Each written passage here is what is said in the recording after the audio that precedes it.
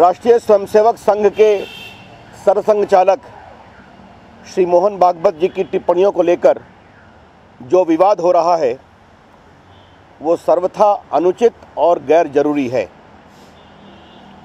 संघ की ओर से श्री राम माधव जी ने इसको स्पष्ट किया है। भागवत जी की टिप्पणियों को पूर्णता में देखने और समझने की आवश्यकता है। उन्होंने भारतीय जीवन मूल्य, संस्कार और परंपरा का उल्लेख किया है, जिसके चिंतन के केंद्र में नारी सम्मान है। उन्होंने महिलाओं पर बढ़ते हुए अपराध के बारे में सख्त से सख्त कार्रवाई करने का भी आग्रह किया है और ये भी मांग की है कि कानून को मजबूत किया जाए और इसके संबंध में मृत्यु दंड का भी प्रावधान किया जाए। नारी सम्मान, नारी उत्थान, नारी विकास और नारी सुरक्षा ये राष्ट्रीय स्वयंसेवक संघ के चिंतन में है। राष्ट्रीय सेविका समिति, वनवासी कल्याण केंद्र, विद्या भारती और कई अन्य अनुसांगिक संगठनों में जो देश की महिला विकास और शक्तिकरण का काम हो रहा है वो संघ के इस संकल्प को दोहराता है। The present controversy relating to certain comments of the RSS chief Shri Mohan Bhagwat ji is totally uncalled for and unnecessary. Shri Ram Madhav on behalf of the RSS has already explained it. The comments of Shri Bhagwat ji is required to be seen and understood in its entirety. He was referring to India's sanskar, tradition and value system where respect for women occupies a pride of place. At the same time, he also demanded that a strong punishment be given to those who are offenders in relation to crime against women, laws be strengthened, including giving capital punishment. He categorically said so as well. Women empowerment, women respect and women security forms the core of the ideology of RSS. The extraordinary work and achievement made in various RSS related organizations like Rashtriya Sevika Samiti, Vanvasi Kalyan Kendra, Vidya Bharati and other allied organizations bears ample testimony to the same.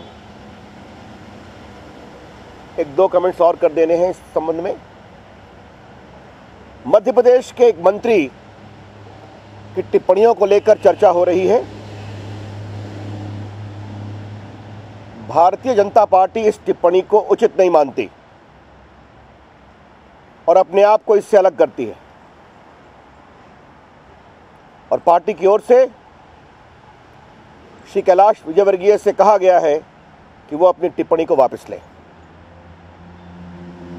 There is some debate in the media about certain alleged comment of the minister of Madhya Pradesh government. The party does not approve of it and dissociates itself from the same. And the party has asked the minister, Shri Kailash Vijayvargiya, to kindly withdraw it. BJP की ओर से हम स्पष्ट कहना चाहते हैं कि कांग्रेस की जो टिप्पणी हो रही है दिग्विजय सिंह की ओर से और बाकी की ओर से, कांग्रेस अपने गिरेबान में झांक कर देखे। जब एक महिला दिल्ली की मुख्यमंत्री हैं, जब कांग्रेस पार्टी की अध्यक्षा और सर्वोच्च नेत्री एक महिला सोनिया गांधी जी हैं, तब केंद्र का दिल्ली पर पुलिस का राज है और प्रदेश में भी कांग्रेस का राज है। तो दिल्ली में महिलाएं जितनी असुरक्षित रही हैं, इस पर वो खामोश हैं और देश की तरुणाई के प्रतीक दावा करने वाले राहुल गांधी जी खामोश हैं और कहां हैं देश को पता नहीं है। ये कौन सी बात कही जा रही है दिग्विजय सिंह के द्वारा? बेबुनियाद बात, बेतुकी बात। कांग्रेस का पूरा चरित्र इस मामले में देश के सामने है और उनकी टिप्पणियों की मैं बहुत ही भर्त्सना करता हूं। बीजेपी की ओर से हम बहुत प्रामाणिकता से महसूस करते हैं कि आज देश में जो एक बेचैनी है, जो एक पीड़ा है, इसका हम सबों को मिलकर उत्तर देना है। कानून सख्त बने, हमने स्पष्ट कहा है कि सरकार का हम सहयोग करने को तैयार हैं। हमने स्पेशल सेशन की मांग की है, संसद की ऑल पार्टी मीटिंग की मांग की है और आज हम मानते हैं कि इस दिशा में त्वरित कार्रवाई करने की आवश्यकता है और कांग्रेस पार्टी के नेताओं से आग्रह करना है जो मूल विषय है उससे भटकाव नहीं होना चाहिए। There is a very outspoken spokesperson of Congress party who is not the authorized spokesperson of Congress, as we are told, Mr. Digvijay Singh. Mr. Digvijay Singh, first look within. There is a Congress woman Chief Minister of Delhi. The top leader of Congress party, the president and the most powerful person behind this government, Srimati Sonia Gandhi ji, is also a woman. Yet, in Delhi controlled by the central government and the state government, woman feels most unsafe. Please see that, respond to that. The nation today is dismayed, pained. We need to rise above petty political considerations and ensure that the polity responds in a collective voice. Therefore, the BJP has demanded immediate special session of parliament, also an all-party meeting, and we are willing to cooperate with the government in firming up to the law. That is what the nation expects.